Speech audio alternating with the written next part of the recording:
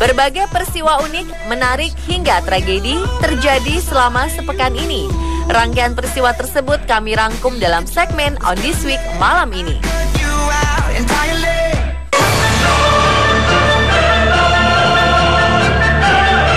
Para ilmuwan di Australia sedang mengawasi pergerakan ikan yang dijuluki climbing perch atau climbing gourami yang bisa berjalan di darat dan mulai memasuki perairan negeri kanguru. Keberadaan climbing perch telah ditemukan di perairan dua pulau di Queensland, Selat Torres, Boigu, dan Saibai yang dekat dengan Papua Nugini. Dalam 30-40 tahun terakhir, spesies itu telah tersebar di seluruh Indonesia dan Papua Nugini. Ikan tersebut dianggap ancaman bagi spesies lain di Australia karena cenderung mengalahkan spesies asli di lingkungan baru dan punya daya tahan luar biasa, yaitu bisa hibernasi dalam lumpur di sungai kering sampai 6 bulan. Ia mampu bergerak di darat dan mengambil oksigen langsung dari udara berkat organ yang dimilikinya. Dan ia bergerak dengan menggunakan 2 tutup insangnya. Hebatnya lagi, meski berstatus ikan air tawar, ia bisa bertahan di air asin.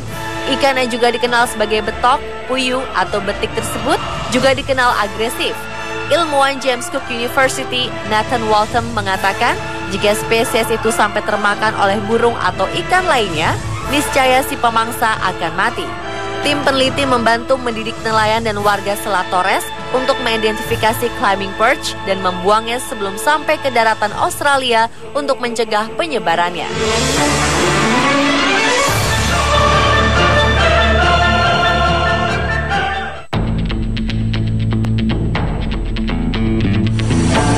Oh, my trouble seems so far away. Now it looks as though they're here. Seorang pria asal Brazil mengejutkan dokter di ruangan operasi karena saat menjalani bedah otak, dia malah tetap asyik bermain gitar menyanyikan lagu andalan The Beatles berjudul Yesterday. Anthony Kulcam Gias yang berusia 33 tahun dalam keadaan sadar saat menjalani pengangkatan tumor otaknya. Ternyata nyanyiannya itu bisa membuat dokter menghindari menyentuh saraf yang mengendalikan rasa gerakan dan ucapan di bagian otaknya.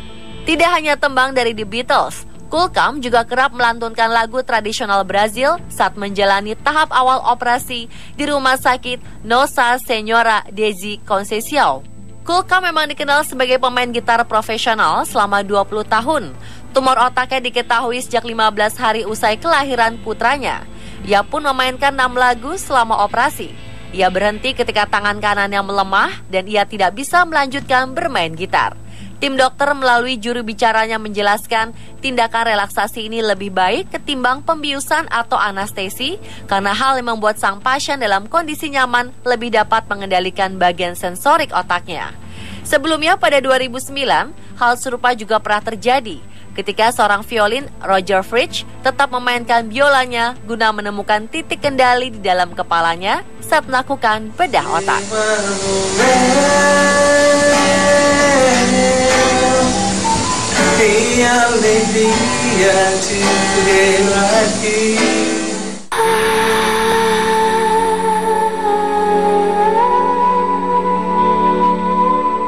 Sebuah video memperlihatkan seekor larva cacing sepanjang 3 cm harus dipancing dengan daun kemangi agar keluar dari mata seorang remaja Peru.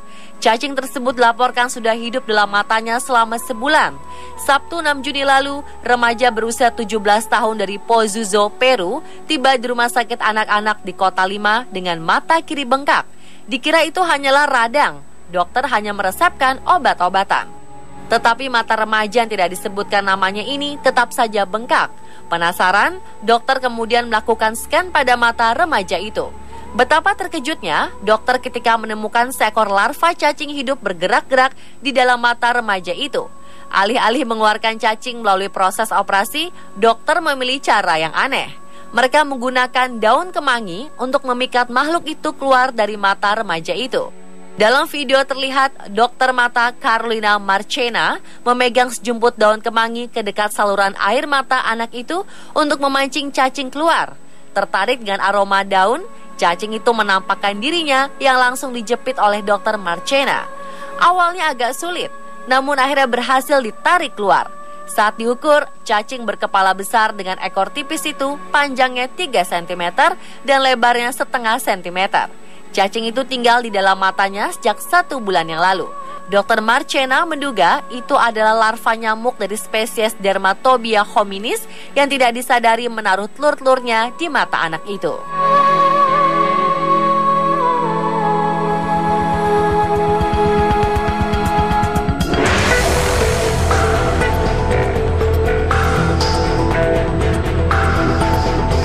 Insiden mengerikan menimpa roller coaster di Taman Hiburan Alton Towers, Inggris. Kecelakaan itu membuat 4 orang terluka parah setelah 2 gerbong roller coaster bertabrakan. Ada 16 orang di dalam The Smiler, nama salah satu roller coaster, sementara yang lainnya tak berpenumpang. Para korban, 3 diantaranya remaja, mengalami cedera kaki serius. 1 unit ambulans udara dipanggil ke resort hiburan yang terletak di dekat kota Nottingham di Inggris Tengah. Butuh 5 jam untuk mengeluarkan semua penumpang dari roller coaster yang menggantung di ketinggian 7 meter dari tanah. Musisi dan penyiar radio Danny Sim mengaku melihat pemandangan horor di taman hiburan tersebut. Banyak orang tak sadarkan diri, tergantung darah di mana-mana. Ini benar-benar mengerikan, tulisnya di Twitter. Saksi mata lainnya, Nicola Haas, juga mengungkapkan hal serupa. Sangat menakutkan, ada seorang pria yang wajahnya menghantam roller coaster. Begitu ujarnya di akun media sosial. Roller coaster The Smiler dibuka pada tahun 2013, merupakan wahana pertama di dunia yang memiliki 14 putaran.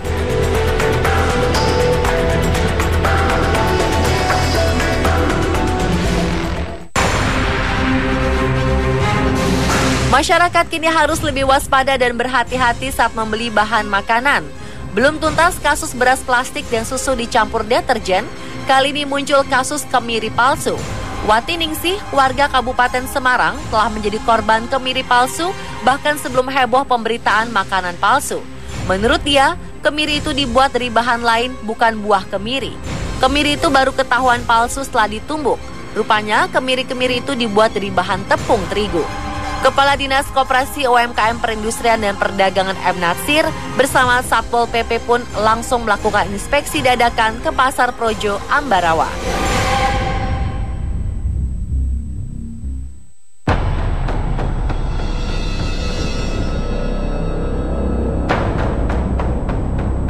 Jauh sebelum selfie menjadi gaya hidup, pria Alaska ini mulai mengambil gambar dirinya setiap hari.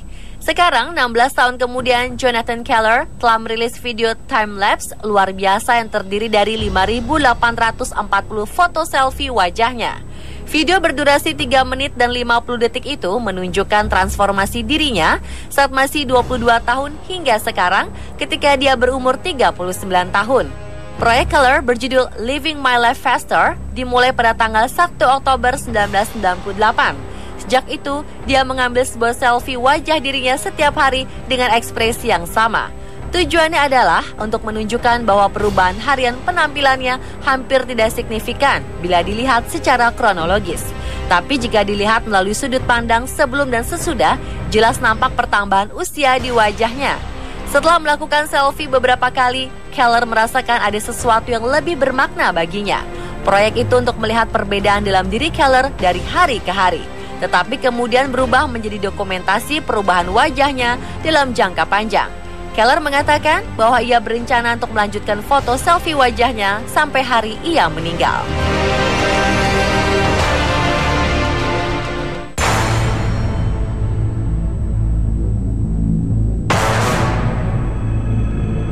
Setidaknya 145 orang terjebak di puncak Gunung Kinabalu akibat gempa bumi yang melanda Sabah, Malaysia beberapa hari lalu.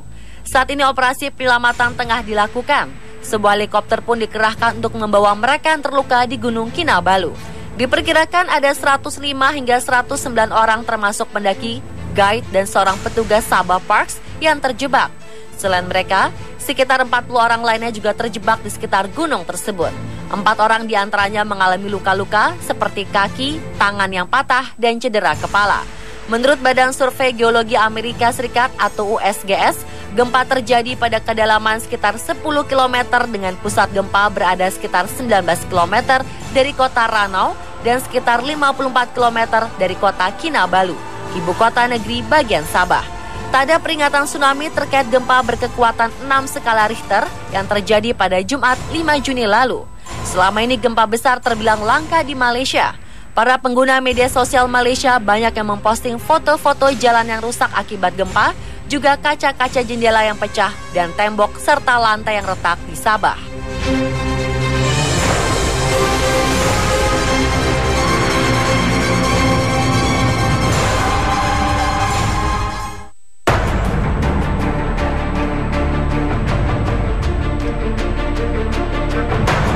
Korban tewas akibat ledakan yang terjadi di sebuah pom bensin di Ghana bertambah menjadi 90 orang. Presiden Ghana, John Dramani Mahama, pada hari Kamis mengumumkan 3 hari berkabung untuk tragedi memilukan tersebut. Sebuah pernyataan disampaikan Mahama saat berkeliling di lokasi bencana.